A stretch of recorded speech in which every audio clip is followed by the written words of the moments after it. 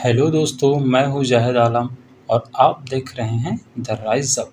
दोस्तों, इस वीडियो में हम लोग पढ़ने वाले हैं कंप्यूटर एक परिचय का पार्ट 6। दोस्तों, वीडियो स्टार्ट करने से पहले अगर आप इस चैनल में नए हैं तो चैनल को सब्सक्राइब कर लीजिए, साथ ही बेल आइकन के बटन को प्रेस कर लीजिए ताकि नेक्स्ट वीडियो का नोटिफिकेशन आपको मिल सके। तो चलिए दोस्तों, वीडियो स्टार्ट करते हैं। इस वीडियो में हम लोग पढ़ेंगे कंप्यूटर प्रणाली के बारे में, यानी कि कंप्यूटर सिस्टम के बारे में कंप्लीट जानकारी।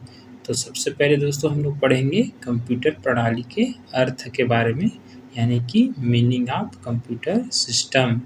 फिर उसके बाद पढ़ेंगे कंप्यूटर प्रणाली के कार्य पद्धति के बारे में, यानी working principle of computer system. फिर हम लोग पढ़ेंगे कंप्यूटर प्रणाली के घटक, यानी कि कंपोनेंट्स ऑफ कंप्यूटर सिस्टम।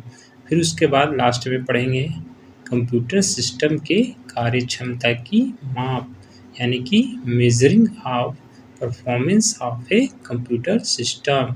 तो इस तरह से दोस्तों हम कंप्यूटर प्रणाली के चैप्टर में इस तरह से हम लोग 4 पॉइंट्स में सबको हम लोग डिस्क्राइब करेंगे।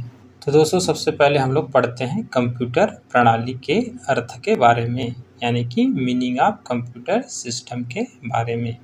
तो दोस्तों, सबसे पहले पॉइंट है कि कंप्यूटर सिस्टम कंपोनेंट्स का एक संग्रह है जो कि एक अथवा अधिक कार्य मिलकर करते हैं।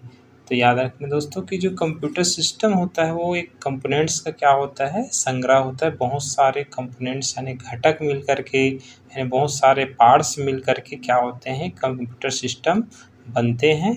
और जो एक या फिर जो भी बहुत सारे काम हैं, चाहे एक काम हो या बहुत सारे काम हो, उसको एक साथ मिलकर ये काम करते हैं, एक फैमिली की तरह काम करते हैं। तो इस तरह से फिर हम लोग दूसरा पॉइंट देखते हैं कि कंप्यूटर जो होता है यूज़र और सॉफ्टवेयर के साथ मिलकर एक प्रणाली के रूप में कार्य करते हैं। तो याद रखना दोस्तों कि जो कंप्यूटर होता है वो जो यूज़र होता है, उपयोगकर्ता होता है, उसके द्वारा जो डाटा देते हैं वो, फिर वो जो सॉफ्टवेयर जो उसका निर्देश होता है, निर्देशों का जो बहुत सारा कलेक्शन होता है, उन सब के साथ मिल कर के एक सिस्टम की तरह काम करता है। और ये तीनों को सम्मिलित रूप से हम लोग क्या बोलते हैं, कंप्यूटर प्रणाली यानी कि कंप्यूटर सिस्टम कहते हैं। फिर नेक्स्ट पॉइंट है कि जब ये तीनों कंपोनेंट्स एक निर्धारण कार्य को मिलकर पूरा करते हैं तो कंप्यूटर प्रणाली प्रभावपूर्ण ढंग से कार्य करती है। तो जब ये तीनों मिलकर अगर काम करते हैं तो बहुत अच्छे से इफेक्टिव ढंग से क्या होता है, जो काम होता है कंप्यूटर सिस्टम का जो कार्य होता है वो कंप्लीट होता है। किसी भी कंपोनेंट्स का विफल होना पूरी प्रणाली को विफल कर देता है, यानी कोई भी कंपोनेंट्स अगर असफल हो जाता है, वो अच्छे से वर्क नहीं कर पाता है, तो क्या होता है, पूरा कंप्यूटर प्रणाली का जो काम है वो पूरा खराब हो सकता है, वो विफल हो सकता है। इसलिए इस पे सभी पार्ट्स का बहुत महत्व होता है और एक अच्छे फैमिली की तरह इसमें कोई भी कार्य को करते हैं। फिर नेक्स्ट पॉइंट है कि जो कंप्यूटर का निर्माण होता है, यानी मैन्युफैक्चरिंग ऑफ कंप्यूटर, इकाइयों यानी यूनिट्स और युक्तियों डिवाइसेस को मिलाकर किया जाता है। और जानते हैं दोस्तों, जो कंप्यूटर जो बनता है, कंप्यूटर का जो निर्माण होता है, उसका संरचना होता है, तो बहुत सारे उसमें यूनिट्स होते हैं, यानी इकाइयाँ होते हैं, अलग अलग भाग होते हैं और बहुत सारे डिवाइस होते हैं, चाहे आंतरिक डिवाइस हो चाहे बाह्य डिवाइस हो, सब मिलाकर इसको क्या किया जाता है, कंप्यूटर को बनाया जाता है, जिसे हम लोग क्या बोलते हैं, घटक कहते हैं। जो भी इकाई होता है, जो भी इसका जो पार्ट्स जिससे मिलकर इसको बनाते हैं, उसको हम लोग क्या बोलते हैं, उसी को हम क्या बोलते हैं, घटक बोलते हैं। और इन्हीं घटकों का ही संग्रह हमको क्या बोलते हैं, एक साथ हम लोग उसको कंप्यूटर सिस्टम नाम देते हैं। फिर हम लोग देखते हैं कि कंप्यूटर की सभी इकाइयाँ जो और सभी युक्तियाँ एक साथ मिलकर कार्य करती है, इसीलिए कंप्यूटर को हम लोग कंप्यूटर तंत्र या कंप्यूटर प्रणाली या फिर कंप्यूटर सिस्टम कहा जाता है। तो जानते हैं कि ये सभी जो पार्ट्स, इसका जो यूनिट्स होते हैं, डिवाइस होते हैं, इसके कंपोनेंट्स होते हैं, सभी पार्ट्स जो है मिलकर काम करते हैं, इसलिए कंप्यूटर तंत्र यानी कंप्यूटर प्रणाली कहलाता है या फिर कंप्यूटर सिस्टम कहलाता है। तो ये रहा दोस्तों कंप्यूटर प्रणाली के अर्थ के बारे में। फिर हम लोग पढ़ते हैं कंप्यूटर प्रणाली के कार्य पद्धति के बारे में, यानी कि वर्किंग प्रिंसिपल ऑफ कंप्यूटर के बारे में, कि यानी कि कंप्यूटर जो है किस तरह से कार्य करता है, उसका कार्य करने का कौन सा सिद्धांत होता है, ये सबको हम लोग पढ़ेंगे। तो याद रखना दोस्तों कि कंप्यूटर प्रणाली का जो कार्य पद्धति है वो 5 तरह के जो हमारा उसका सिस्टम होता है उसी पर वो क्या करता है, कार्य करता है। 5 तरह के इसमें यानी कि कार्य को क्या करता है, ये कंप्लीट करता है, और यही उसका क्या होता है, बुनियादी कार्य होता है। तो पहला होता है इसमें इनपुट यानी कि निवेश, जिसे हम लोग क्या बोलते हैं, डाटा संकलन या निवेशन के नाम से भी जानते हैं। दूसरा होता है स्टोर यानी कि भंडारण, जिसे हम लोग डाटा संचयन के नाम से भी जानते हैं। तीसरा होता है प्रोसेस यानी संसाधन, जिसे हम लोग डाटा संसाधन के नाम से जानते हैं। और चौथा होता है आउटपुट यानी कि निर्गत, जिसे हम लोग डाटा निर्गमन के नाम से जानते हैं। और पांचवा जो होता है कंट्रोल यानी नियंत्रण, जिसे हम लोग सिस्टम कंट्रोलिंग के नाम से जानते हैं। तो दोस्तों ये जो पांचों के पांचों होते हैं वो कंप्यूटर सिस्टम का क्या होता है, कार्य पद्धति होता है। उसके अलावा हम लोग इसको हम कंप्यूटर की कार्य प्रणाली भी कहते हैं, यानी कि फंक्शनिंग ऑफ कंप्यूटर सिस्टम, यानी कि जो कंप्यूटर सिस्टम होता है उसका कार्य करने का जो तरीका होता है या कार्य करने की जो विधि होती है, ये 5 तरीके से ही होती है। सभी कंप्यूटर में वो 5 कार्य ही करते हैं हम लोग, इनपुट, स्टोर, प्रोसेस, आउटपुट और कंट्रोल। इसके साथ ही नेक्स्ट है इसमें कि एक कंप्यूटर के क्या होते हैं, तकनीकी कार्य भी कहलाते हैं, यानी कि technical work of computer system. जो हमारा कंप्यूटर सिस्टम होता है उसका टेक्निकल जो वर्क होता है यही पांचों होता है, इसी के अनुसार ही क्या करता काम करता है। फिर नेक्स्ट है कंप्यूटर के बुनियादी कार्य, यानी कि जो पांचों के पांचों जो होते हैं वो कंप्यूटर के बुनियादी कार्य भी कहलाते हैं, यानी basic function of computer system. फिर नेक्स्ट है कि कंप्यूटर की आधारभूत संक्रियाएं, ये जो 5 के 5 अभी जो हम लोग देखे हैं, जो इनपुट होता है, स्टोर होता है, प्रोसेस, आउटपुट, कंट्रोल, इसको हम basic operations of computer system भी कहते हैं। तो इस तरह से दोस्तों जानते हैं कि कंप्यूटर का प्रणाली के जो कार्य पद्धति होते हैं, जो कार्य करने के इसका जो 5 जो विधि होते हैं, वो सबको इसको अलग अलग नामों से भी इसको याद रखना है। और सभी प्रणाली को हम लोग एक एक करके हम लोग इसके बारे में पढ़ेंगे। तो चलिए दोस्तों सबसे पहले स्टार्ट करते हैं निवेश के बारे में, यानी डाटा संकलन के बारे में, जिसे हम लोग इंग्लिश में इनपुट कहते हैं या फिर डाटा कलेक्शन कहते हैं। तो सबसे पहले इसमें पॉइंट है कि कंप्यूटर में डाटा तथा अनुदेशों यानी कि डाटा एंड इंस्ट्रक्शन को डालने का कार्य। तो याद रखना दोस्तों कि जो कंप्यूटर में हम लोग कोई डाटा को जो अव्यवस्थित जो जानकारी होता है उसको, और जो अनुदेश होता है यानी कि एक आदेश या फिर कोई निर्देश होता है उसी को डालने का जो कार्य होता है वही हमारे पास क्या कहलाता है, एक निवेश कहलाता है या फिर क्या कहलाता है, इनपुट कहलाता है। फिर दूसरा है इसमें कंप्यूटर को दिए गए आंकड़े और अनुदेश, यानी कि जब हम कंप्यूटर को कुछ भी देते हैं, यानी कि आंकड़ा देते हैं या फिर क्या देते हैं उसको कोई आदेश देते हैं या अनुदेश देते हैं, तब वो क्या कहलाता है, इनपुट कहलाता है। फिर तीसरा है इसमें कि डाटा को फीड करना अथवा प्रविष्ट कराना, यानी कि जो डाटा को फीड कराने का या प्रवेश कराने का जो काम होता है वही हमारे पास क्या कहलाता है, इनपुट कहलाता है, डाटा कलेक्शन कहलाता है। फिर हम लोग देख सकते हैं नेक्स्ट कि कंप्यूटर में डाटा या सूचना को भेजना, यानी कि इनपुट क्या होता है कि कंप्यूटर में यदि हम किसी डाटा को सूचना को भेज देते हैं वो भी क्या कहलाता है, इनपुट कहलाता है। फिर हम लोग लास्ट इसमें देखते हैं कि कोई कार्य करने के लिए अपरिष्कृत जानकारी यानी कि रॉ इन्फॉर्मेशन और निर्देशों को प्राप्त करना, यानी कि जब भी कोई कार्य करना है कंप्यूटर में तो उसमें कोई अपरिष्कृत जानकारी है यानी कि अव्यवस्थित कोई भी डाटा है उसको, और जो निर्देश है उसी को हम लोग प्राप्त करते हैं, तभी हमारे पास वो क्या कहला जाता है, इनपुट कहलाता है, यानी निवेश कहलाता है। तो इस तरीके से हम लोग समझ सकते हैं कि ये सब के सब डाटा पर चूँकि काम हो रहा है इसलिए इसे सबको डाटा संकलन के नाम से भी जानते हैं, यानी डाटा का कलेक्शन।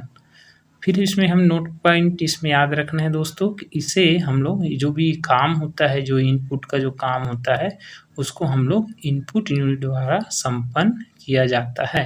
तो याद रखना दोस्तों, इसमें एक अलग से, जैसे कंप्यूटर हार्डवेयर में इसमें एक अलग से एक काम करने के लिए इनपुट को, ये जो इनपुट का काम को संपन्न करने के लिए एक अलग से यूनिट होता है, अलग से इसमें युक्तियाँ होते हैं, इनपुट युक्तियाँ, उसी के द्वारा ये सब क्या किया जाता है, संपन्न कराया जाता है, तब जाके ये काम कंप्लीट होता है। फिर सेकंड कार्य है भंडारण यानी कि स्टोर, जिसे हम लोग डाटा संचयन कहते हैं यानी डाटा स्टोरेज भी कहते हैं। तो इसमें क्या होता है दोस्तों कि सबसे पहले कि कंप्यूटर की मेमोरी में डाटा व सूचना को स्थायी रूप से संचित यानी कि स्टोर करके रखना, ताकि आवश्यकता अनुसार इनका उपयोग किया जा सके। यानी कि दोस्तों इसमें जो हमारा इसमें जो डाटा इनपुट किया गया है या जो भी हमारा निर्देश इनपुट किया गया है, तो इन सब को डाटा जो डाटा या फिर सूचना, इस सब को स्थायी रूप से हम लोग परमानेंटली जब इसको हम क्या करके स्टोर करके रख देते हैं, संचित करके रख देते हैं, जिससे हम क्या होता है भविष्य में यदि इसका और उपयोग करना होगा, इसको और फिर से यूज़ करना होगा तो कर सकते हैं। तो इस उद्देश्य से हम इसमें एक पार्ट होता है हमारा जो कंप्यूटर सिस्टम में, जिसको मेमोरी यूनिट कहते हैं, उसी में हम लोग स्थायी रूप से इसको स्टोर कर देते हैं। तो यही कार्य हमारे पास क्या कहलाता है, भंडारण कहलाता है यानी स्टोर कहलाता है। इसमें एक नोट करके याद रखते हैं दोस्तों कि जो डाटा अनुदेशों तथा कंप्यूटर द्वारा प्रोसेसिंग के पश्चात प्राप्त अंतरिम तथा अंतिम परिणामों यानी कि इंटरमीडिएट एंड फाइनल रिजल्ट्स को मेमोरी यूनिट में स्टोर किया जाता है। तो इसमें दोस्तों की जो डाटा होता है, जिसको हमने इनपुट किया है, डाटा अनुदेश होता है, उसको तो स्टोर करते हैं, साथ ही जब हम प्रोसेस कर लेते हैं, जब कंप्यूटर में प्रोसेसिंग का काम हो जाता है, तो उससे हमको जो परिणाम प्राप्त होता है, जो फाइनल रिजल्ट जो मिलता है, या फिर बीच में जो हमारे पास कुछ रिजल्ट्स मिलते हैं बीच में, जिसको अंतरिम कहते हैं, इंटरमीडिएट कहते हैं, इन सब को हम क्या करते हैं, स्टोर करके हम सेव करके इसको रख सकते हैं मेमोरी यूनिट में।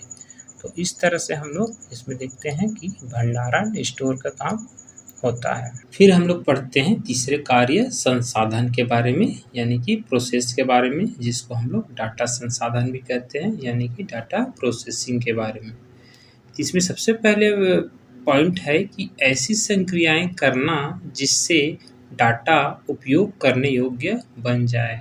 जानते हैं दोस्तों कि ऐसी कोई भी संक्रियाएं करना, ऑपरेशंस करना, इसमें यानी ऐसी कोई क्रियाएं करना जिससे जो हमारा जो डाटा होता है, जिसको हमने इनपुट के रूप में लिया है, वो हमारा उपयोग करने के लायक यदि बन जाता है, तब उसको हम लोग क्या कहते हैं, हम लोग डाटा प्रोसेसिंग कहते हैं यानी प्रोसेस कहते हैं।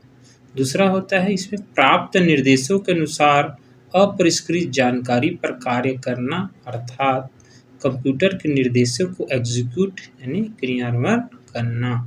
यानी कि दोस्तों की जो संसाधन को हम लोग इस तरह से भी समझ सकते हैं, जो प्राप्त निर्देशों के अनुसार, तो जो भी हमने इंस्ट्रक्शन दिए हैं उसी के अनुसार जब अपरिष्कृत जानकारी पर क्या होता है, कार्य करते हैं, उसके बाद कंप्यूटर के निर्देशों को क्या करता है, एग्जीक्यूट करते हैं, तब वही कार्य क्या कहलाता है, इसको हम प्रोसेस का काम कहलाता है।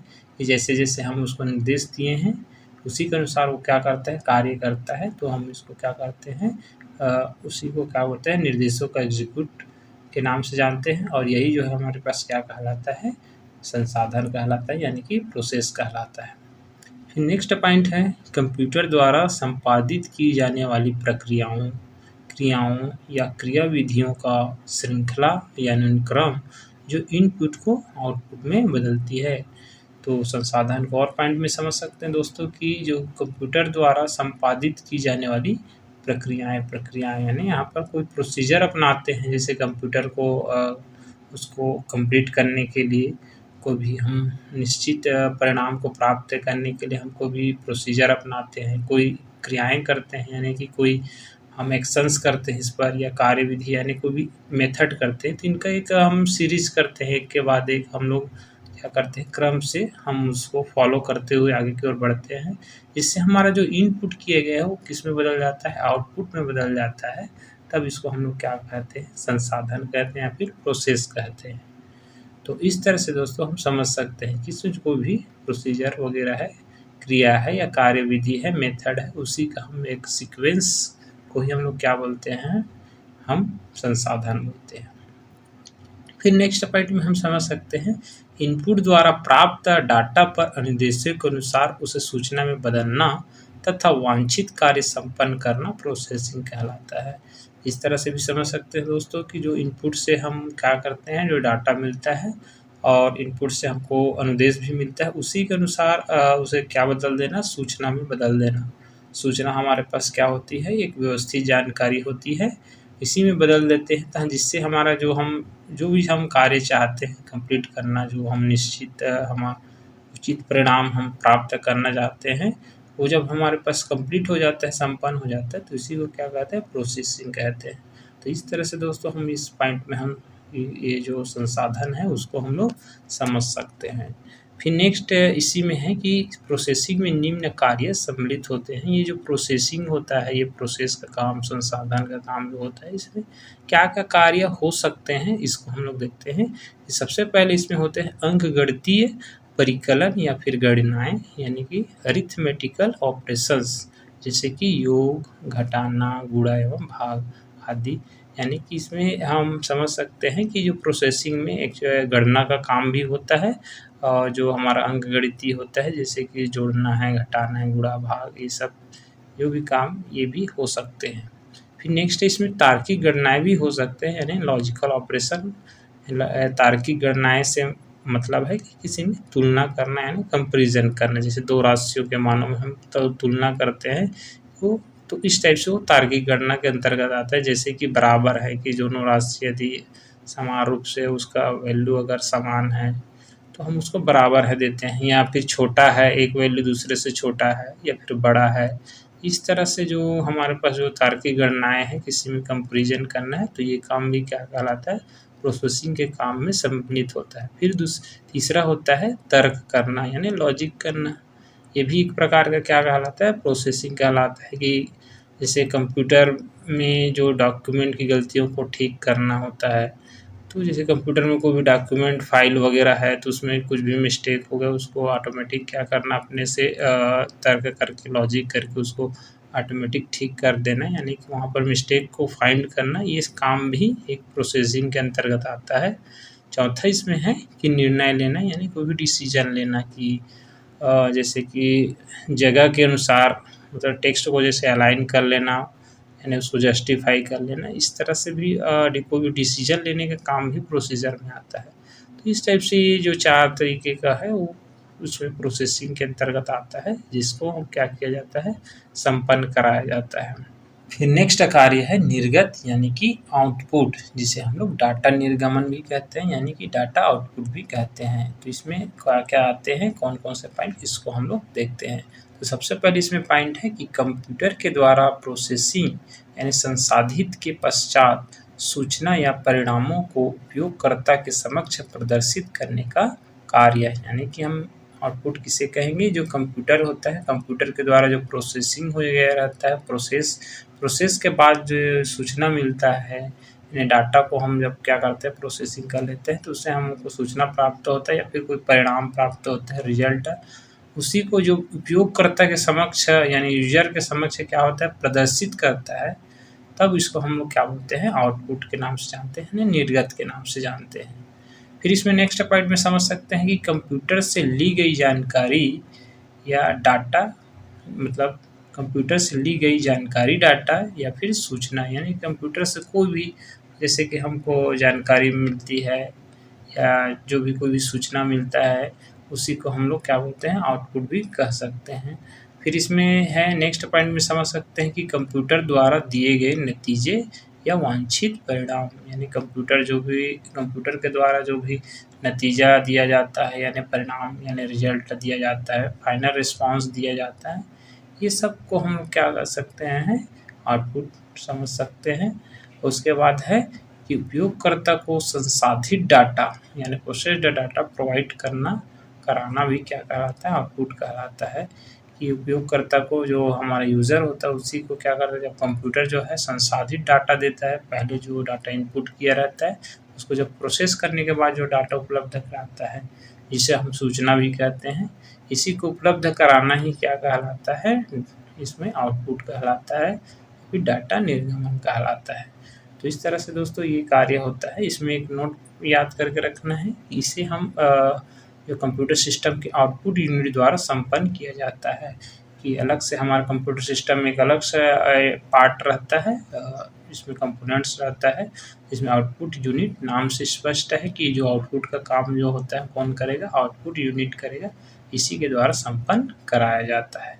फिर इसमें लास्ट कार्य है नियंत्रण, जिसे हम लोग क्या कहते हैं, कंट्रोल कहते हैं या फिर सिस्टम कंट्रोलिंग के नाम से जानते हैं। तो इसमें है कि उपयुक्त प्रक्रियाओं में प्रयुक्त उपकरणों यानी युक्तियों, अनुदेशों और सूचनाओं को नियंत्रित करना और उनके बीच तालमेल स्थापित करना। यानी कि दोस्तों इसमें जो कंट्रोल क्या होता है कि जो उपयुक्त प्रक्रियाओं, जितना भी हमने 4 तरह का इसमें प्रक्रिया देखे हैं, प्रोसीजर देखे हैं।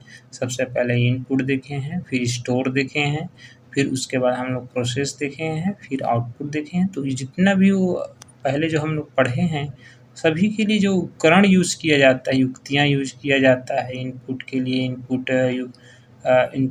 युक्तियाँ यूज़ किया जाता है, अपना इसे स्टोर के लिए अपना स्टोरेज युक्तियाँ इसमें क्या किया जाता है, उपयोग किया जाता है, प्रोसेस के लिए प्रोसेसिंग युक्तियाँ किया जाता है, आउटपुट के लिए आउटपुट युक्तियाँ। इस तरह से जो भी युक्तियाँ यूज़ करते हैं यानी डिवाइस उपयोग करते हैं, उन सब को, और जो हम अनुदेश दे रहे हैं, इसको जो हम डायरेक्शन दे रहे हैं और जिससे हमको सूचना मिल रहा है, इस सब को नियंत्रण में करना यानी कि कंट्रोल करके रखना। साथ में इन सब का क्या करना, तालमेल स्थापित करना, यानी कि इसमें समन्वय स्थापित करना, सभी में कोऑर्डिनेंस स्थापित करना, ये सब काम जो है क्या कहलाता है, कंट्रोल कहलाता है, ताकि ये सब मिलकर अच्छे से काम कर सकें। तो इस तरह से ये जो हमारा हम कंप्यूटर का क्या कहलाता है, नियंत्रण कहलाता है, जिसे हम लोग सिस्टम कंट्रोलिंग कहते हैं, यानी पूरे कंप्यूटर सिस्टम को कंट्रोल करके काम करना। तो इसमें याद रखें दोस्तों, इसे हम कंट्रोल यूनिट द्वारा संपन्न करते हैं, कि अलग से एक यूनिट होता है जिसमें कंप्यूटर हार्डवेयर में, उसी के द्वारा ये कंट्रोल का काम को किया जाता है।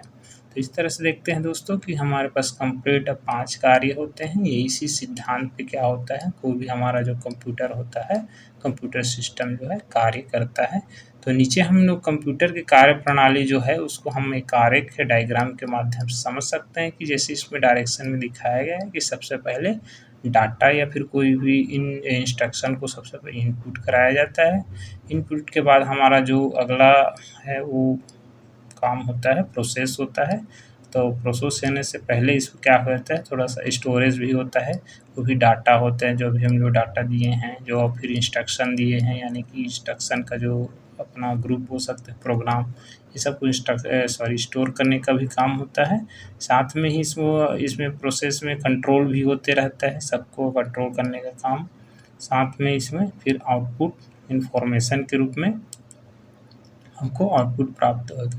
तो इस तरह से देख सकते हैं कि इसमें 5 मेजर इसके काम होते हैं, जिसको कार्य होते हैं, उसी के आधार पर ही कंप्यूटर सिस्टम पूरा काम करता है। तो इस तरह से ये कंप्लीट होता है। फिर हम लोग नेक्स्ट टॉपिक पढ़ते हैं कंप्यूटर प्रणाली के घटक के बारे में, यानी कि कंपोनेंट्स ऑफ कंप्यूटर सिस्टम। यानी इसमें देखेंगे दोस्तों कि जो हमारा कंप्यूटर सिस्टम होते हैं वो कौन कौन से घटकों से मिल करके बने होते हैं, यानी उसके कंपोनेंट्स क्या क्या होते हैं। तो याद रखेंगे इसमें टोटल 4 तरह के इसके कंपोनेंट्स होते हैं, जिससे मिल करके हमारी कंप्यूटर सिस्टम कंप्लीट होता है। तो पहला होता है इसमें हार्डवेयर पार्ट होता है, हार्डवेयर, और फिर उसके बाद दूसरा होता है सॉफ्टवेयर, फिर तीसरा होता है डाटा, और चौथा होता है उपयोगकर्ता या फिर यूज़र। तो इस तरह से चारों मिल करके हमारे पास कंप्यूटर सिस्टम बनाते हैं। इन्हीं चारों से मिल करके हमारा जो कंप्यूटर सिस्टम है वो क्या होता है, कंप्लीट होता है। तो सभी को हम लोग अच्छे से एक एक पॉइंट को समझते हैं। कि सबसे पहले इसमें देखते हैं कंप्यूटर हार्डवेयर के बारे में। तो कंप्यूटर सिस्टम का वह भौतिक भाग है जिन्हें हम आँखों से देख सकते हैं तथा हाथों से क्या कर सकते हैं, स्पर्श कर सकते हैं, यानी टच कर सकते हैं, हार्डवेयर कहलाते हैं। दोस्तों याद रखना कंप्यूटर सिस्टम का ये जो फिजिकल पार्ट्स होता है, जिस फिजिकल पार्ट्स का जाने का मतलब ये है कि जो हम ये आप अपने जो आँखों से उसको देख सकते हैं, हमको वही एक्चुअल में हम आँख से दिखाई देता है हमें। जो हार्डवेयर ही हम देखते हैं कंप्यूटर सिस्टम में, जो हम दिखने वाला जो चीज़ है वो क्या होता है, वो हमारा कंप्यूटर हार्डवेयर होता है। उसी को देख सकते हैं और फिर उसको हम क्या कर सकते हैं, छू सकते हैं, टच करके देख सकते हैं, उसको महसूस कर सकते हैं। वो जो भी पार्ट्स होते हैं वो सबके क्या होते हैं, हार्डवेयर के अंतर्गत आते हैं। तो इसमें देखते हैं कि भौतिक भाग में सभी यांत्रिक यानी मैकेनिकल, इलेक्ट्रॉनिक तथा वैद्युत यानी इलेक्ट्रिक यंत्र एवं उपकरण सम्मिलित होते हैं। भौतिक भाग से मतलब होता है कि भौतिक में जो भी यांत्रिक यंत्र है, जो इसमें मशीन वगैरह, कल पुर्जे वगैरह यूज़ होते हैं, जो कंप्यूटरों में जो इलेक्ट्रॉनिक्स का डिवाइसेस से मिल कर के बने होते हैं, छोटे छोटे जो भी है सर्किट वगैरह, इस सब के सब, और जो इलेक्ट्रिक यंत्र उपकरण जो भी, तो ये कंप्यूटर में जो भी है हमारे पास जो छोटे मशीन युक्तियाँ डिवाइस ये सब होते हैं, ये सब जिसको हम तो देख रहे हैं और साथ में उसको हम छू भी सकते हैं। तो इस तरह से ये भौतिक भाग होते हैं, इन सब से मिल कर के क्या होते हैं, भौतिक भाग कहलाते हैं सब के सब। और इसी को ही हम लोग क्या कहते हैं, कंप्यूटर सिस्टम में हम लोग इसको हार्डवेयर के नाम से जानते हैं। इसमें ये याद रखना है कि ये भाग जो होता है, ये जो भौतिक भाग होता है, वो बाह्य यानी एक्सटर्नल अथवा आंतरिक हो सकते हैं। यानी कि बाह्य भी हो सकते हैं, यानी कि कंप्यूटर सिस्टम में कुछ अलग से भी रहते हैं। बाह्य यानी पेरिफेरल डिवाइस भी कहते हैं इसको, जैसे कोई बाह्य युक्ति अलग से इसमें अटैच करके मतलब जोड़ते हैं इसको कनेक्ट करके। तथा आंतरिक यानी कि इसके कुछ जो है हमको एकदम दिखाई नहीं देता है, उसके अंदर में रहता है, और उसका जब उसको क्या किया जाता है, ओपन किया जाता है पूरा सिस्टम वगैरह, वो तब दिखाई देता है। जैसे सर्किट वगैरह, मदरबोर्ड वगैरह हो गया है, वो अंदर में रहते हैं। तो ये हार्ड डिस्क वगैरह जो कंप्यूटर के अंदर में रहता है। तो इस तरह से हम लोग कह सकते हैं कि ये जो भौतिक भाग होते हैं वो या तो बाह्य रहते हैं या फिर क्या होते हैं, आंतरिक रहते हैं अंदर में।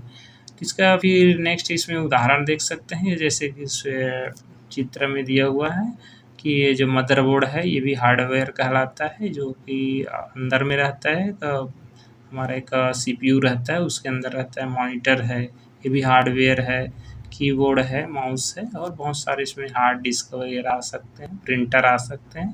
तो जितने भी जो भी भौतिक भाग होते हैं, जो भी हमारा यांत्रिक हो गया, इलेक्ट्रॉनिक या फिर वैद्युतिक जो भी मशीन है, उपकरण है, जो भी डिवाइस है, वो सब हमारे किस में आएंगे, कंप्यूटर हार्डवेयर कहलाएंगे। तो इसमें एक नोट करके याद रखना दोस्तों कि जो हमारा सीपीयू है, इनपुट है, आउटपुट तथा स्टोरेज के पेरिफेरल डिवाइस कंप्यूटर हार्डवेयर के अंतर्गत आते हैं। जैसे सीपीयू है, इसमें आप आगे पढ़ेंगे कि कंप्यूटर हार्डवेयर का जो प्रकार के बारे में पढ़ेंगे कि किन चीज़ों से मिलकर कंप्यूटर हार्डवेयर बनता है। तो कार्य पद्धति के अनुसार जैसे जैसे उसका कार्य है, जैसे हम पहले पढ़ चुके हैं इसके कार्य पद्धति के बारे में कि जैसे प्रोसेस का काम है, प्रोसेसिंग का, तो सीपीयू के द्वारा संपन्न होता है। जो इनपुट का काम होता है वो इनपुट यूनिट के द्वारा होता है। साथ में जो आउटपुट का जो काम है वो आउटपुट यूनिट द्वारा संपन्न होता है। और स्टोरेज का काम जो है क्या होता है, स्टोरेज यूनिट द्वारा होता है। तो इन सब का जो हमारा पेरिफेरल डिवाइस है, पेरिफेरल यानी बाह्य अतिरिक्त जो हमारा डिवाइस होता है जिसको हम अटैच करते हैं, उसमें लगाते हैं, ये सब क्या सब क्या कहलाते हैं, कंप्यूटर हार्डवेयर के अंतर्गत आएंगे। फिर इसमें हम नेक्स्ट पॉइंट और याद रखना है कि कंप्यूटर शब्द का सामान्य अर्थ है उसका हार्डवेयर वाला भाग होता है। जब भी हम लोग कंप्यूटर कहते हैं तो ज़्यादातर पर जो उसका हार्डवेयर वाला पार्ट है उसी को इसी की तरफ क्या कहता है, संकेत करता है कि जो भी हम जैसे हम कंप्यूटर खरीदने जा रहे हैं तो हम लोग एक्चुअल में उसका उसका जो भौतिक वाला भाग है, हार्डवेयर पार्ट है, उसी को हम खरीद कर लाते हैं। बाद में उसमें फिर सॉफ्टवेयर वगैरह इस तरह से उसमें इंस्टॉल करते हैं। तो कंप्यूटर कहने का मतलब वही होता है, उसका सामान्य अर्थ में उसका हार्डवेयर वाला पार्ट होता है। तो इस तरह से दोस्तों इसमें क्या होता है, हार्डवेयर होता है। इसके बारे में और डिटेल से अगले चैप्टर में पढ़ेंगे, जब कंप्यूटर का जो संरचना है उसमें हम लोग पढ़ेंगे कंप्यूटर का किस तरह से उसका संरचना होता है, आर्किटेक्ट होता है। तो उसके हार्डवेयर के बारे में हम लोग अच्छे से इसमें डिटेल से पढ़ेंगे। फिर इसमें नेक्स्ट है दोस्तों कंप्यूटर सॉफ्टवेयर, जिसके बारे में हम लोग पहले भी बहुत अच्छे से पढ़ चुके हैं कि जो सॉफ्टवेयर होता है वो प्रोग्रामों का क्या होता है, समूह होता है। और जो प्रोग्राम होता है वो अनुदेशों का समूह होता है। इस तरह से हम लोग सॉफ्टवेयर को एक बहुत सारे अनुदेशों यानी इंस्ट्रक्शन का समूह के रूप में हम इसको जानते हैं। तो यहाँ पर इसमें पार्ट्स के रूप में देख रहे हैं, घटक के रूप में देख रहे हैं, तो इसको समझते हैं कि पहला है इसमें हम देखते हैं अनुदेशों प्रोग्रामों का समूह जो कंप्यूटर को यह बतलाता है कि उसे क्या और कैसे करना है, सॉफ्टवेयर कहलाता है। यहाँ पर ये जो हमारा हार्डवेयर पार्ट तो है, कंप्यूटर तो है, कंप्यूटर कहने का मतलब हार्डवेयर है। अब वो मशीनें चीज़ें हैं, तो अब उसको कैसे करना है और क्या करना है, ये सब इसको अनुदेश देने का काम या आदेश देने का काम यहाँ पर कौन करता है, सॉफ्टवेयर कहता है, जो कि ये अनुदेश और प्रोग्रामों का क्या होता है, एक समूह होता है। तो इस तरह से वो क्या कहलाता है, सॉफ्टवेयर कहलाता है। इसमें देख सकते हैं सॉफ्टवेयर को हम छू नहीं सकते और न ही हम भौतिक रूप से क्या कर सकते, इसको देख सकते हैं। उसको हम स्पष्ट हम उसको दिखाई नहीं देता है एक्चुअल में। उसको जब हम जैसे मॉनिटर वगैरह में उसको हम सॉफ्टवेयर वगैरह को ऐसी भले डिस्प्ले करके ऐसी देख सकते हैं, किसी प्रोग्राम के थ्रू देख सकते हैं, किसी एप्लीकेशन के थ्रू देख सकते हैं, लेकिन उसको भौतिक रूप में उसका कोई अस्तित्व नहीं रहता है। उसको ना तो हम देख सकते हैं, ना तो उसमें क्या कर सकते हैं, छू सकते हैं। तो इस टाइप का जो पार्ट होता है वो हम क्या कहलाता है, सॉफ्टवेयर कहलाता है। इसमें याद रखना है कि कंप्यूटर का हार्डवेयर सॉफ्टवेयर के निर्देशों के अनुसार ही क्या करता है, काम करता है। यानी कि जो कंप्यूटर का हार्ड वाला पार्ट है, मशीन वाला पार्ट है, वो जैसे-जैसे हम सॉफ्टवेयर में जितने भी अनुदेश का हम संग्रह किए हैं, उसी के अनुसार क्या होता है, जो मशीनी भाग है यानी हार्डवेयर है, वो काम करता है। फिर देखिए एक ही हार्डवेयर अलग-अलग सॉफ्टवेयर निर्देशों के आधार पर अलग-अलग कार्य कर सकता है। कि एक ही टाइप का हमारे पास मशीन है, वो डिपेंड करता है कि हम किस टाइप का उसको निर्देश दे रहे हैं, उसी के अनुसार वो क्या करता है, अलग-अलग क्या कर सकता है, काम कर सकता है। जैसे-जैसे सॉफ्टवेयर पर डिपेंड रहता है कि जैसे जिस तरह से निर्देश देते हैं, अलग निर्देश देते हैं एक सॉफ्टवेयर में, तो हार्डवेयर एक ही हार्डवेयर अलग तरह का काम करेगा। तो डिपेंड करता है सॉफ्टवेयर पर, यानी हार्डवेयर का जो भी काम होता है वो क्या करता है, सॉफ्टवेयर का अनुसार काम करता है। यानी कि बहुत सारा निर्देश देने के ऊपर है और कि क्या करते हैं। हार्डवेयर जो है एक ही रहता है, अब सॉफ्टवेयर अलग-अलग हो सकते हैं कि हमको क्या कार्य करना है, क्या हमको परिणाम प्राप्त करना है, उस पर डिपेंड करता है। तो इस तरह से इसमें है। फिर इसमें नेक्स्ट देते हैं कि इसमें इस प्रकार यदि हार्डवेयर कंप्यूटर का शरीर है तो सॉफ्टवेयर उसकी आत्मा है। तो इसमें याद रखना दोस्तों कि इसमें कंपोनेंट्स में अब समझते हैं कि यदि जो एक जैसे कि ये शरीर होता है, शरीर हमको दिखाई देता है, जैसे इसको हम महसूस कर सकते हैं, छू सकते हैं, उसी तरह से वो जो आत्मा जो होता है वो हमको दिखाई नहीं देता है, लेकिन एग्जैक्ट रहता है। आत्मा को हमें जैसे एनर्जी के रूप में भी कह सकते हैं कि ऊर्जा तो किसी में रहता है, किसी पदार्थ में, तो पदार्थ को तो हम तो देख सकते हैं, लेकिन उसमें जो ऊर्जा रहता है उसको हम देख नहीं सकते। तो इस तरह से हम इसको समझ सकते हैं कि कंप्यूटर हार्डवेयर को क्या बोला जाता है, शरीर कहा गया है और सॉफ्टवेयर को आत्मा की संज्ञा दी गई है। फिर नेक्स्ट देखते हैं कि हार्डवेयर इंजन है तो सॉफ्टवेयर उसका ईंधन है। यदि हार्डवेयर पार्ट है, यदि क्या है, इंजन है, कोई मशीन है, मशीनी भाग है, तो उसको सॉफ्टवेयर को उसका ईंधन कहा गया है कि बगैर ईंधन के कोई भी मशीन कार्य नहीं करता है। जब तक उसको ईंधन नहीं दिया जाएगा तब तक वो काम नहीं कर पाएगा। तो इस तरह से इसको हम बोल सकते हैं। फिर इसमें नेक्स्ट है बिना सॉफ्टवेयर के कंप्यूटर बिना पेट्रोल की कार की भांति है। सेम उसी बात का है जैसे कि कार जो है एक इंजन ही है और मशीन ही है, और उसमें जब तक हम पेट्रोल यानी ईंधन नहीं डालते हैं तो तब तक वो कार्य नहीं कर पाती है। तो इस तरह से देख सकते हैं कि इन दो महत्वपूर्ण कंपोनेंट्स होते हैं कंप्यूटर प्रणाली में, एक हार्डवेयर वाला पार्ट होता है और क्या होता है, सॉफ्टवेयर वाला पार्ट। फिर हम इसमें नेक्स्ट देखते हैं यूज़र के बारे में। तो यूज़र इसमें जो उसको भी हम कंपोनेंट के रूप में ले सकते हैं कंप्यूटर सिस्टम को, उसका भी बहुत रोल होता है कि भाई इस्तेमाल करने वाला कौन है। हम इंस्ट्रक्शन तो दे रहे हैं और साथ में हमारा हार्डवेयर वाला पार्ट है, लेकिन उस कंप्यूटर सिस्टम में उसका डिपेंड करता है कि उसको यूज़ करने वाला कौन है। इसके बारे में देखते हैं कि वह व्यक्ति जो कंप्यूटर का इस्तेमाल करता है। इसमें समझ सकते हैं कि कोई व्यक्ति है जो क्या करता है कंप्यूटर का जैसे यूज़ से ही मतलब है जो कंप्यूटर को यूज करता है वही क्या कहलाता है, यूज़र कहलाता है। इसके द्वारा कंप्यूटर से सूचनाएं का आदान प्रदान किया जाता है।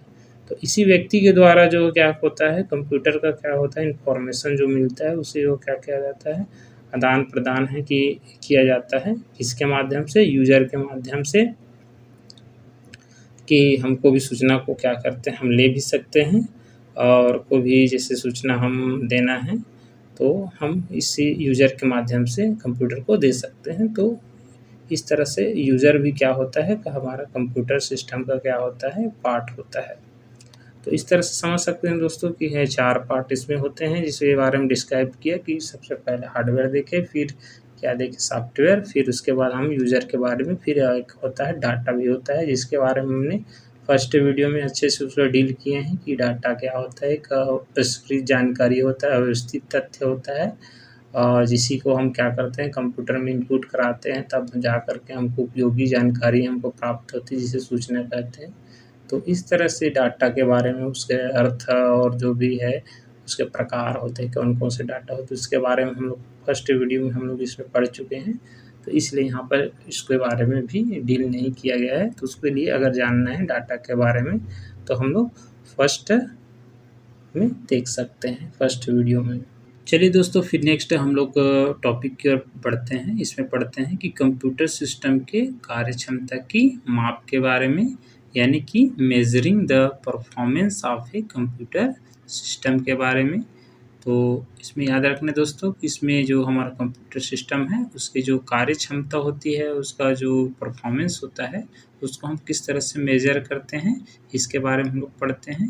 तो सबसे पहले होता है इसका थ्रूपुट और दूसरा होता है रिस्पॉन्स टाइम, तीसरा होता है टर्न अराउंड टाइम। तो तीनों के बारे में हम लोग एक-एक करके पढ़ते हैं कि सबसे पहले देखते हैं थ्रूपुट के बारे में कि प्रति इकाई समय में कंप्यूटर द्वारा संपादित किए गए उपयोगी प्रोसेसिंग की संख्या थ्रूपुट कहलाती है। याद रखना दोस्तों कि प्रति इकाई समय में यदि हम कंप्यूटर द्वारा जो भी संपादित है यानी जो प्रोसेस किए गए जो उपयोगी प्रोसेसिंग की संख्या जो होती है उसी को क्या बोलते हैं हम लोग थ्रूपुट कहते हैं। यानी कि जो भी कंप्यूटर जो है कार्य करता है, कंप्लीट करता है, प्रोसेसिंग का काम कंप्लीट करता है तो एक इकाई समय में जो भी इकाई समय ले सकते हैं उसको हम जैसे मेज़र करना है, हम जैसे 1 घंटे में कितना वर्क कर रहा है या 2 घंटे में, अगर किसी से कंपैरिज़न करना है तो हम इकाई के रूप में ले सकते हैं। तो इसी तरह से है कि घंटे लेना है कि उसमें किसी मिनट लेना है, तो डिपेंड करता है कि हम जैसे 2 कंप्यूटरों पर यदि हम क्या करते हैं कार्यक्षमता को चेक करते हैं तो हम उसमें इकाई में ले सकते हैं। तो कोई भी इकाई प्रति इकाई समय में जो कंप्यूटर जो है क्या करती है संपादित करती है, तो जो जितने भी प्रोसेसिंग करती है कार्य उसको क्या कहते हैं, उसका थ्रूपुट कहते हैं। इस तरह से उसके बाद आगे है कि यदि थ्रूपुट बेहतर कार्यक्षमता को इंगित करता है, अधिक थ्रूपुट क्या करता है बेहतर कार्यक्षमता को इंगित करता है कि जितना आदमी क्या करता है थ्रूपुट हमको क्या करता है प्रोवाइड करता है तो इतना ज़्यादा जो है क्या करता है हमको क्या उसका कार्यक्षमता को क्या करता है ये इंगित करता है। कहने का मतलब जैसे कि हम समझ सकते हैं जैसे कोई हमारे पास फ़ोटोकॉपी मशीन है कि वो हम 1 मिनट में कितना फ़ोटोकॉपी कर सकता है, 2 मिनट में कितना कर सकता है। जैसे 2 फ़ोटोकॉपी मशीन का अगर हम क्या करते हैं कंपैरिज़न करते हैं या किसी कैलकुलेटर का कि वो कितने घंटे में सॉरी जो सेकंड में कितना उसको क्या करता है आउटपुट करके देता है। तो इस तरह से हम उसका थ्रूपुट जितना ज़्यादा वो हमारे पास क्या करेगा संपादित कर प्रोसेस करके हमको आउटपुट देगा जितना जल्दी, तो वो क्या होगा तो उसकी जो संख्या होता है वही क्या कहलाता है थ्रूपुट कहलाता है। और जितना ज़्यादा वो हमारे पास थ्रूपुट देगा तो हम उसके कार्य क्षमता यानी परफॉर्मेंस को अच्छा मानेंगे। तो फिर आगे इसमें देख सकते हैं पर प्रोसेस किए गए कार्य के प्रकार पर भी निर्भर करता है, पर वह प्रोसेस किए गए कार्य के प्रकार पर भी निर्भर करता है। कहने का मतलब कि हम कौन सा प्रोसेस का कौन सा जो कार्य है उसमें ज़्यादा प्रोसेसिंग लग रहा है कि कम प्रोसेस लग रहा है वो डिपेंड करता है। अलग-अलग कार्यों के लिए अलग-अलग हमारे पास क्या मिलता है थ्रूपुट मिलता है। तो इस तरह से देख सकते हैं कि इसका हम थ्रूपुट से भी क्या कर सकते हैं इसको हम मेज़र कर सकते हैं उसके परफॉर्मेंस को। फिर नेक्स्ट है इसमें रिस्पॉन्स टाइम। नाम से पता चल रहा है कि वो रिस्पॉन्स का मतलब हमारे पास जवाब देना जिससे होता है, रिस्पॉन्स हमको कोई भी आउटपुट प्राप्त करना, उसका टाइम के बारे में है। इसमें देखते हैं कि मल्टीटास्किंग ऑपरेटिंग सिस्टम में कंप्यूटर अपना थोड़ा थोड़ा समय सभी कार्यों के प्रोसेसिंग के लिए देता है। जैसे कि हम कंप्यूटर के बारे में आगे पढ़ेंगे कि मल्टीटास्किंग है कि एक साथ दो टास्क पे काम कर रहा है, दो कार्य काम कर रहा है। ऐसे जो ऑपरेटिंग सिस्टम वाले जो कंप्यूटर होते हैं जिसमें मल्टीटास्किंग ऑपरेटिंग सिस्टम एक प्रकार का सॉफ्टवेयर होता है। तो इस टाइप का अगर हमारे पास कंप्यूटर है तो सभी कार्यों के लिए थोड़ा थोड़ा प्रोसेस हमारे पास क्या करता है, प्रोसेसिंग का टाइम देता है। तो कंप्यूटर को प्रोसेसिंग के लिए कार्य दिए जाने वाले तथा सीपीयू द्वारा उस कार्य को संपादित करने के लिए की गई पहली प्रतिक्रिया के बीच का समय ही क्या कहलाता है, रिस्पॉन्स टाइम कहलाता है। यानी कंप्यूटर को प्रोसेसिंग के लिए कार्य दिए जाते हैं, जैसे ही हम उसको कार्य देते हैं या निर्देश करते हैं हम उसको प्रोसेस करने के लिए कंप्यूटर को, उसके बाद सीपीयू द्वारा उस कार्य को संपादित करने के लिए की गई पहली प्रतिक्रिया, यानी कि उसको जो भी उसको प्रोसेस करने के लिए जैसे उसके पास क्या होता है, उसका जो भी रिएक्शन होता है जो सीपीयू के द्वारा, ठीक है, उसके बीच जो भी टाइम हमारे पास लगता है कि हम कोई भी इंस्ट्रक्शन दे रहे हैं कार्य करने के लिए, तो और जो सीपीयू जो है क्या करता है, सबसे पहले जो रिएक्ट करता है वो उसके बीच जो भी टाइम लगता है वही उसका क्या कहलाता है, रिस्पॉन्स टाइम कहलाता है। और इसमें हम समझ सकते हैं कि बेहतर कार्य क्षमता के लिए रिस्पॉन्स टाइम कम होना ज़रूरी है। कि अगर हम किसी दो कंप्यूटरों का अगर हम क्या कर रहे हैं, तुलना कर रहे हैं उसके परफॉर्मेंस के बारे में, तो वो उसको कि जिसका रिस्पॉन्स टाइम यदि कम है, यानी कम समय में हमारे पास क्या हो रहा है, रिस्पॉन्स कर रहा है कंप्यूटर जो है, प्रोसेस जल्दी कर रहा है, कम टाइम ले रहा है मतलब प्रोसेस जल्दी कर रहा है, तो वो बेहतर माना जाएगा। अगर परफॉर्मेंस वाला जो कंप्यूटर देखा जाए तो जिसका रिस्पॉन्स टाइम क्या होता है, कम होता है, उसी को हम क्या मानते हैं, बेस्ट मानते हैं। तो इस तरह से हम लोग देख सकते हैं। फिर इसमें नेक्स्ट है टर्न अराउंड टाइम। इसमें है तो कंप्यूटर को प्रोसेसिंग के लिए कार्य दिए जाने तथा कंप्यूटर द्वारा उसे पूरा कर अंतिम परिणाम देने के बीच का समय टर्न अराउंड टाइम कहलाता है। तो दोस्तों कि हम जो भी कंप्यूटर को प्रोसेस के लिए कोई भी काम कर देते हैं तो उसको पूरा लास्ट तक वो हमको जो फाइनल आउटपुट चाहिए वहाँ तक के भी जो भी टाइम लेता है वो, तो उसको हम लोग क्या बोलते हैं, टर्न अराउंड टाइम कहते हैं। तो बेहतर कार्य क्षमता के लिए इसमें भी याद रखना है कि टर्न अराउंड टाइम का क्या होना कम जरूरी है। यानी कम समय में हमको क्या कर रहा है, जो रिजल्ट चाहते हैं उसमें जो आउटपुट चाहते हैं वो हमको कम समय में करके ला के देता है, यानी कि हम उसको बेहतर परफॉर्मेंस मान सकते हैं। तो इस तरह से दोस्तों कि कंप्यूटर सिस्टम में उसका जो परफॉर्मेंस है यानी उसके कार्य क्षमता है उसको किस तरह से मापा जाता है, तो 3 तरीके से मापा जाता है, थ्रूपुट के ज़रिए से, एक रिस्पॉन्स टाइम के ज़रिए से, फिर उसके बाद किया जाता है टर्न अराउंड टाइम के ज़रिए से। तो इन सबको हमें क्या करना है, याद रखना है। तो चलिए दोस्तों अब लास्ट में हम लोग बात करते हैं हार्डवेयर और सॉफ्टवेयर के मध्य अंतर के बारे में। तो सबसे पहले देखते हैं कि जो हार्डवेयर एक क्या होता है, भौतिक युक्ति यानी फिजिकल डिवाइस है, जबकि सॉफ्टवेयर एक क्या है, प्रोग्राम है। तो याद रखना दोस्तों कि हार्डवेयर एक भौतिक युक्ति होता है, भौतिक पार्ट होता है जिसको हम देख सकते हैं, जिसको स्पर्श कर सकते हैं इस तरह से, और जो कि भौतिक जो भी यंत्र होता है, यांत्रिक कलपुर्जे उपकरण होते हैं और फिर इलेक्ट्रॉनिक उपकरण होते हैं या इलेक्ट्रिकल, इन सब से मिलकर बना होता है। जबकि सॉफ्टवेयर क्या होता है, प्रोग्रामों से मिलकर बना होता है, और प्रोग्राम जो है बहुत सारे अनुदेशों से मिलकर बना होता है। इस तरह से देख सकते हैं कि बहुत सारे अनुदेशों या प्रोग्रामों के समूह को हम लोग क्या बोलते हैं, सॉफ्टवेयर कहते हैं। तो इस तरह से दोनों में अंतर होता है। नेक्स्ट अंतर है इसमें कि कंप्यूटर हार्डवेयर को देखा या स्पर्श किया जा सकता है, उसको हम लोग देख सकते हैं और साथ में उसको क्या कर सकते हैं, स्पर्श कर सकते हैं। जबकि कंप्यूटर सॉफ्टवेयर को न तो देखा जा सकता है, न तो क्या किया जा सकता है, स्पर्श किया जा सकता है। तो इस तरह से इसमें अंतर होता है।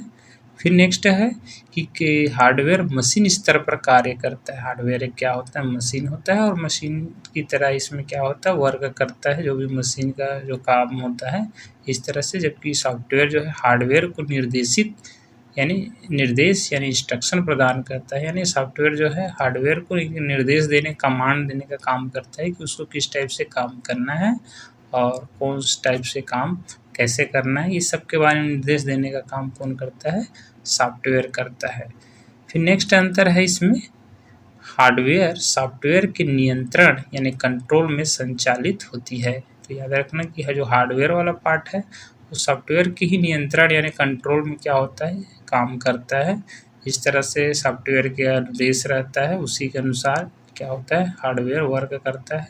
और जो सॉफ्टवेयर जो होता है, सब जितने भी हार्डवेयर होते हैं, कंपोनेंट होते हैं, पूरे सिस्टम पे क्या करते हैं, कंट्रोल करके काम करते हैं। इस तरह से उसके कंट्रोल में ही क्या होता है, हार्डवेयर जो है काम करता है। फिर सॉफ्टवेयर को देखते हैं कि सॉफ्टवेयर जो है कंप्यूटर के संचालन या ऑपरेशन को नियंत्रित या कंट्रोल करता है। यानी कि जो सॉफ्टवेयर होता है कंप्यूटर के पूरा जो संचालन होता है, कंप्यूटर सिस्टम का जो भी ऑपरेशंस होता है, कार्य पद्धति होता है, वो सबको क्या करता है, नियंत्रित करता है। सबके बीच में क्या करता है, समन्वय बैठा के यानी तालमेल बैठा करके काम करता है। तो इस तरह से दोनों में क्या होता है, अंतर होता है। फिर नेक्स्ट इसमें देखते हैं कि जो हार्डवेयर होता है, इनपुट, आउटपुट, स्टोरेज, प्रोसेसिंग और कंट्रोल, ये सब हार्डवेयर के प्रकार हैं। आगे इसमें और पढ़ेंगे कि हार्डवेयर को है input unit, output unit, storage unit, processing unit और कंट्रोल यूनिट, ये सब क्या होते हैं, हार्डवेयर के प्रकार हैं। फिर इसमें देखते हैं कि सॉफ्टवेयर के प्रकार में कि जो सिस्टम सॉफ्टवेयर, एप्लीकेशन और यूटिलिटी सॉफ्टवेयर, प्रोग्राम सॉफ्टवेयर, इस तरह से क्या होते हैं, ये सॉफ्टवेयर के क्या होते हैं, प्रकार होते हैं। फिर नेक्स्ट देखते हैं कि हार्डवेयर पर कंप्यूटर वायरस का कोई प्रभाव नहीं पड़ता है। जैसे कि कंप्यूटर वायरस होते हैं और कुछ अवांछनीय वर्म्स वगैरह होते हैं जो कि क्या करते हैं, इफेक्ट करते हैं कंप्यूटर को। तो जो वायरस होता है एक प्रकार का वो भी प्रोग्राम होता है, और एक प्रकार का हमारे पास अनावश्यक प्रोग्राम रहता है, इंस्ट्रक्शन वगैरह, जो कंप्यूटर का जो हमारा जो काम होता है उसको क्या करता है, बाधित करता है। तो ये जो हार्डवेयर वाला पार्ट है उससे कोई इफेक्ट नहीं होता है, लेकिन सॉफ्टवेयर पर कंप्यूटर वायरस का बहुत बुरा बैड इफेक्ट पड़ता है अगर। तो इसीलिए हम क्या करते हैं, इसमें अलग से एक सॉफ्टवेयर, यूटिलिटी सॉफ्टवेयर जिसमें एंटीवायरस होता है, उसको क्या करते हैं, इस प्रोटेक्शन के लिए, जो कंप्यूटर वायरस उसके लिए इसको क्या करते हैं, हम लोग इंस्टॉल करते हैं। तो इस तरह से देख सकते हैं दोस्तों कि हार्डवेयर और सॉफ्टवेयर में अंतर। तो चलिए दोस्तों, इस वीडियो में जितना भी हमने पढ़ा है कंप्यूटर सिस्टम के बारे में, कंप्यूटर सिस्टम का अर्थ जैसे पढ़ा है, उसके घटक के बारे में पढ़ा है, साथ में हमने कंप्यूटर सिस्टम की कार्य पद्धति को पढ़ा है, फिर उसका जो है कार्य क्षमता का जो माप है कंप्यूटर प्रणाली के, ये सबको हमने पढ़ा है। तो इससे संबंधित क्या क्या महत्वपूर्ण क्वेश्चंस हैं, ये सबको हम लोग देखते हैं। तो सबसे पहले इसमें क्वेश्चन है कि कंप्यूटर में जाने वाले डाटा को कहते हैं। ए है इनपुट, बी है आउटपुट, सी है कैलकुलेशन, डी है एल्गोरिथम और ई है इनमें से कोई नहीं। तो इसमें राइट आंसर है ए, इनपुट। तो याद रखना दोस्तों कि कंप्यूटर में जो जाने वाले डाटा को हम लोग क्या बोलते हैं, इनपुट कहते हैं। यानी कि इसको कंप्यूटर में हम उसको प्रविष्ट करा रहे हैं, यानी कि कंप्यूटर में क्या कर रहे हैं, हम इसको फीड करा रहे हैं। तो कंप्यूटर में जो भी डाटा जाता है, यानी डाटा प्रवेश करने का काम जो होता है, वो हमारे पास क्या कहलाता है, इनपुट कहलाता है। फिर नेक्स्ट इसमें है क्वेश्चन कि कंप्यूटर प्रोसेस द्वारा फिर ब्लैंक्स इंफॉर्मेशन में परिवर्तित किए जाते हैं। ए है नंबर, बी है प्रोसेसर, सी है इनपुट, डी है डाटा और ई है इनमें से कोई नहीं। तो इसका राइट आंसर है डी, डाटा। तो जानते हैं दोस्तों कि कंप्यूटर प्रोसेस द्वारा डाटा जो है इंफॉर्मेशन में क्या किया जाता है, परिवर्तित किया जाता है। जैसे कि हमने प्रोसेस वाले जो कार्य पद्धति है उसमें हमने पढ़ा है कि जो कंप्यूटर का कार्य जो प्रोसेस वाले में जो डाटा होता है वो किस में बदल जाता है, हमारा सूचना में बदल जाता है। तो इस तरह से इसका जो आंसर होगा क्या होगा, डी होगा। फिर नेक्स्ट क्वेश्चन है, कंप्यूटर का कार्य निम्नलिखित में से एक नहीं है। ए है डाटा संकलन, बी है डाटा संचयन, सी है डाटा संसाधन और डी है डाटा निर्गमन और ई है डाटा आकलन। तो इसका राइट आंसर है ई डाटा आकलन। जानते हैं दोस्तों कि जो कंप्यूटर का जो हमारा बेसिक जो कार्य होता है, मूलभूत कार्य होता है, वो मुख्य रूप से 5 होता है, जिसमें डाटा संकलन होता है, यानी कि डाटा का जो कलेक्शन वाला भाग है जिसको हम लोग इनपुट कहते हैं, और उसके बाद फिर डाटा संचयन होता है, डाटा यानी डाटा का स्टोरिंग वाला पार्ट होता है, यानी उसको स्टोर करके रखते हैं। फिर उसका डाटा संसाधन यानी डाटा प्रोसेसिंग वाला होता है। फिर क्या होता है, डाटा निर्गमन यानी कि डाटा का आउटपुट वाला भाग होता है। फिर उसके बाद हम क्या होता है, कंट्रोल वाला होता है यानी नियंत्रण वाला। तो इस तरह से, या फिर इसमें क्या होता है, ये जो है डाटा आकलन जो है हमारे पास, इसका जो है कार्य नहीं है, इसलिए ऑप्शन ई सही होगा। उसके बाद नेक्स्ट क्वेश्चन है, कंप्यूटर के कार्य करने का सिद्धांत है। ए है इनपुट, बी है आउटपुट, सी है प्रोसेस, डी है ये सभी और ई है इनमें से कोई नहीं। तो इसका राइट आंसर है डी ये सभी। तो जानते हैं दोस्तों, जो कंप्यूटर कार्य करने का जो सिद्धांत होता है, उसका कार्य पद्धति होता है, वो 5 तरह का होता है, जिसमें इनपुट आउटपुट होता है, प्रोसेस होता है, साथ में इसमें स्टोर भी होता है और साथ में एक कंट्रोल भी होता है। तो ये इसका राइट आंसर डी होगा, ये सभी। फिर नेक्स्ट क्वेश्चन है, कंप्यूटर द्वारा किया गया बुनियादी कार्य यानी बेसिक ऑपरेशंस है। ए है आंकिक कार्य यानी अरिथमेटिक ऑपरेशन, बी है तार्किक कार्य यानी लॉजिकल ऑपरेशन, सी है डाटा संग्रहण जिसको डाटा स्टोरेज कहते हैं, और फिर डी है ये सभी और ई है इनमें से कोई नहीं। तो इसका राइट आंसर है डी ये सभी। जानते हैं दोस्तों कि कंप्यूटर के बुनियादी कार्य में सभी चीज़ें आ जाती हैं, जैसे आंकिक कार्य होता है, आंकिक कार्य यानी अरिथमेटिक ऑपरेशन, तार्किक कार्य यानी लॉजिकल ऑपरेशन और डी जो है डाटा संग्रहण। तो इस तरह से क्या होता है, इसका बुनियादी कार्य होता है, तो इसलिए इसका राइट आंसर डी होगा, ये सभी। नेक्स्ट क्वेश्चन है, कंप्यूटर के प्रमुख तकनीकी कार्य में ब्लैंक्स शामिल है। ए है डाटा का संकलन तथा निवेशन, बी है डाटा का संचयन, सी है डाटा संसाधन तथा इंफॉर्मेशन का निर्गमन या पुनर्निर्गमन और डी है विपणन और ई है ए बी सी तथा सी तीनों, ये सब तीनों। तो इसका राइट आंसर है ई ए बी सी तीनों, जिसमें है कि जानते हैं कि तकनीकी कार्य जो इसमें 5 होता है, जिसे डाटा का संकलन वाला होता है या निवेशन यानी इनपुट वाला भाग होता है, डाटा का संचयन यानी उसका क्या होता है, डाटा का कलेक्शन डाटा का स्टोरेज, उसके बाद होता है डाटा संसाधन है डाटा प्रोसेसिंग, उसके बाद क्या है इंफॉर्मेशन का निर्गमन है यानी कि उसका आउटपुट है। तो इस तरह से ए बी सी तीनों इसका सही आंसर होगा। फिर नेक्स्ट क्वेश्चन है, प्रोसेस डाटा को कहते हैं।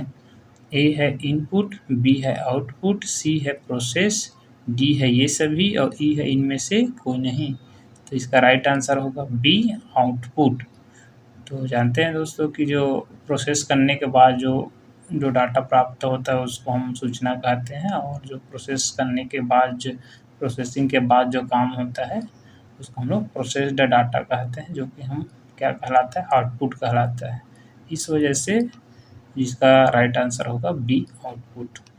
नेक्स्ट क्वेश्चन है, आउटपुट क्या है। ए है वह जो प्रोसेसर यूजर से ले, बी वह जो यूजर प्रोसेसर को दे और सी है वह जो प्रोसेसर को यूजर से मिले और डी है वह जो प्रोसेसर यूजर को दे, ई है इनमें से कोई नहीं। तो इसका राइट आंसर होगा डी। तो वह जो प्रोसेसर यूज़र को दे यानी जो प्रोसेसर जो होता है यानी उसका जो प्रोसेसिंग जो सेंट्रल प्रोसेसिंग यूनिट होता है, वो जो यूज़र है उपयोग करता है, उसी को यदि जो देता है यानी कोई परिणाम देता है, कोई उसको एक नतीजा उपलब्ध कराता है, कोई परिणाम देता है, उसी को हम लोग क्या बोलते हैं, आउटपुट कहते हैं। तो इसमें इसलिए इसमें डी आंसर होगा कि उसमें जो प्रोसेसर है यूज़र को जो देता है वही क्या कहलाता है, आउटपुट कहलाता है। नेक्स्ट क्वेश्चन है, ब्लैंक्स कंप्यूटर द्वारा प्रोड्यूस किया गया परिणाम है। ए डाटा, बी मेमोरी, सी आउटपुट, डी है इनपुट और ई है इनमें से कोई नहीं। तो इसका राइट आंसर होगा सी आउटपुट, यानी कि आउटपुट ही क्या होता है, कंप्यूटर द्वारा प्रोड्यूस किया गया परिणाम होता है। जो कंप्यूटर जो है प्रोसेस करने के बाद जैसे ही कोई हमारे पास रिजल्ट प्रोड्यूस कराता है उसी को हम लोग क्या बोलते हैं, आउटपुट कहते हैं। इसलिए इसका राइट आंसर सी सही होगा। नेक्स्ट क्वेश्चन है, जब कंप्यूटर इनपुट और आउटपुट की बात होती है तब इनपुट का संदर्भ है। ए कोई भी डाटा प्रोसेसिंग जो नए डाटा इनपुट से कंप्यूटर में होता है। बी डाटा या जानकारी पुनः प्राप्त करना जिसे कंप्यूटर में इनपुट किया गया है। और सी डाटा या जानकारी जिसे कंप्यूटर में इंटर या प्रवेशित किया गया है। ई डाटा का प्रेषण जिसे कंप्यूटर में इनपुट किया गया है। और ई उपर्युक्त सी व डी दोनों। तो इसका राइट आंसर होगा ई उपर्युक्त सी व डी। यानी कि जानते हैं दोस्तों, जब कंप्यूटर में इनपुट आउटपुट की बात होती है तो इनपुट का जो संदर्भ होता है ये सी और डी का आंसर वही होगा कि जो सी में है, जैसे कि डाटा या जानकारी जिसे कंप्यूटर में इंटर प्रवेशित किया गया है। तो जो भी हम क्या करते हैं, कोई भी डाटा या जानकारी से कंप्यूटर में हम प्रवेश कराते हैं, कंप्यूटर के अंदर उसको क्या किया जाता है, डाला जाता है। तो इस तरह प्रवेश कराया जाता है, तो उसी को हम लोग क्या बोलते हैं, इनपुट कहते हैं। साथ में इसमें डी में जैसे है डाटा का प्रेषण जिसे कंप्यूटर में इनपुट किया गया है। जो कोई भी डाटा को हम जब क्या करते हैं, प्रेषित करते हैं, कम्युनिकेट कर रहे हैं, यानी कि हम पहुंचा रहे हैं डाटा को, हम कंप्यूटर में अंदर में पहुंचा रहे हैं, मतलब इसलिए उसको क्या कह रहे हैं, इनपुट कर। तो इनपुट के संदर्भ में हम क्या बोल सकते हैं, सी और डी आंसर सही होगा। इस वजह से हम ऑप्शन ई सही होगा। नेक्स्ट इसमें क्वेश्चन है कि कंप्यूटर निम्नलिखित में से कौन सा कार्य नहीं करता है। ए है इनपुटिंग, बी है प्रोसेसिंग, सी है कंट्रोलिंग, डी है अंडरस्टैंडिंग और ई है आउटपुटिंग। तो इसका राइट आंसर है डी अंडरस्टैंडिंग। तो जानते हैं दोस्तों, कंप्यूटर 5 तरह से कार्य करता है। इनपुट का काम, आउटपुट का काम, कंट्रोल करने का काम, प्रोसेस करने का काम, फिर स्टोर करने का काम। लेकिन अंडरस्टैंडिंग का काम यानी समझने का काम होता है, तो वो समझने वाला काम नहीं करता है, इसलिए ऑप्शन डी सही होगा। नेक्स्ट क्वेश्चन है, निम्नलिखित में से कौन सा कंप्यूटर का बुनियादी कार्य नहीं है। ए डाटा को स्वीकार करना और प्रोसेस करना, बी इनपुट को स्वीकार करना, सी डाटा को प्रोसेस करना, डी डाटा को स्टोर करना और ई है टेक्स्ट को स्कैन करना। तो इसका राइट आंसर होगा ई टेक्स्ट को स्कैन करना। तो दोस्तों जानते हैं कि ये टेक्स्ट को स्कैन करने वाला जो काम है वो उसका कोई बुनियादी कार्य नहीं है। इसका बुनियादी कार्य 5 तरह से होता है, जो इसका कार्य पद्धति होता है। इस तरह से डाटा को इनपुट करना, डाटा को स्टोर करना, डाटा को प्रोसेस करना, फिर डाटा को क्या आउटपुट करना और कंट्रोल करना, ये 5 इसके काम होते हैं। इसलिए इसका राइट आंसर क्या होगा, ई होगा। नेक्स्ट क्वेश्चन है, किसी बाहरी स्रोत से आती है और कंप्यूटर सॉफ्टवेयर में फिट की जाती है उस सूचना को कहते हैं। ए आउटपुट, बी इनपुट, सी थ्रूपुट, डी रिपोर्ट और ई इनमें से कोई नहीं। तो इसका राइट आंसर होगा बी इनपुट। तो जानते हैं दोस्तों, किसी बाहरी स्रोत से आती है कंप्यूटर, कोई भी बाहर सोर्स से हम उसको ला सकते हैं, या कोई जानकारी अव्यवस्थित जानकारी होता है उसको कंप्यूटर के बाहर से सोर्स को लाते हैं, कंप्यूटर सॉफ्टवेयर में फीड की जाती है। फीड यानी यहाँ पर प्रवेश करने से, कि कंप्यूटर सॉफ्टवेयर में फीड करा रहे हैं यानी प्रवेश करा रहे हैं तो कंप्यूटर में, तो जो प्रवेश कराने का काम होता है कंप्यूटर के अंदर, जो ले जाने का काम होता है वो हमारा इनपुट कहलाता है। तो इसलिए इसका राइट आंसर क्या होगा, बी इनपुट। नेक्स्ट क्वेश्चन है, बुनियादी कंप्यूटर प्रोसेसिंग चक्र में शामिल होते हैं। ए इनपुट, प्रोसेसिंग और आउटपुट, बी सिस्टम और एप्लीकेशन, सी डाटा, सूचना और एप्लीकेशन, डी है हार्डवेयर, सॉफ्टवेयर और स्टोरेज, और ई है इनमें से कोई नहीं। इसका राइट आंसर होगा ए, इनपुट, प्रोसेसिंग और आउटपुट। तो जानते हैं दोस्तों कि जो बुनियादी कंप्यूटर का जो प्रोसेसिंग चक्र होता है, यानी कि उसका जो बुनियादी कार्य होता है, उसका जो कार्य पद्धति होता है, वो 5 तरह के कार्यों से होता है। इनपुट वाला जो है, इनपुट होता है, प्रोसेस होता है, आउटपुट होता है, साथ में स्टोर भी होता है और साथ में इसका कंट्रोल भी होता है, इसलिए ऑप्शन ए सही होगा। नेक्स्ट क्वेश्चन है, कौन सा कंप्यूटर का बुनियादी काम नहीं है?